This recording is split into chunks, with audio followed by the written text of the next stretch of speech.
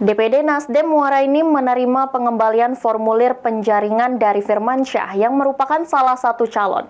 Firmansyah berharap agar Partai Nasdem mendukung keinginannya untuk maju di Pilkada mendatang. DPD Partai Nasdem Muarainim menerima bakal calon Bupati Firmansyah beserta timnya untuk mengembalikan formulir penjaringan dengan disertai persyaratannya.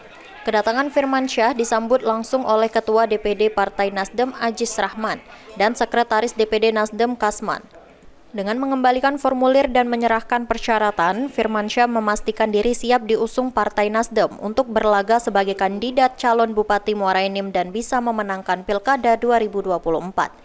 Firmansyah menjelaskan sudah berniat agar bisa diusung Partai Nasdem dan mendapatkan dukungan maju menjadi Bupati dan Wakil Bupati Muarainim periode 2024-2029.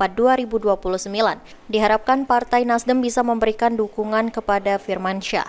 Hingga saat ini menurut Firmansyah, dirinya bersama tim kemenangan terus membuka pintu untuk melakukan komunikasi dengan partai lainnya dan kandidat sebagai Wakil Bupati untuk mendampingi maju Pilkada mendatang. Politik ini sangat dinamis. Siapapun yang mau berkomunikasi sama saya, itu pintu saya terbuka lebar. Kita buat pilkada ini pilkada yang humanis, dan kita dalam hal ini jangan sampai terpecah belah dari persaingan untuk Muarainim ini.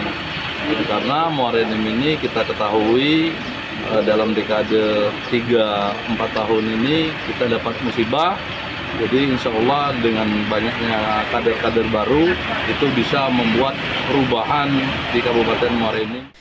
Sejak Partai Nasdem membuka pendaftaran bakal calon kepala daerah dan wakil kepala daerah, sudah ada 15 kandidat yang mendaftarkan diri dan 4 orang kandidat yang sudah mengembalikan formulir penjaringan. Mardiansyah, PAL TV.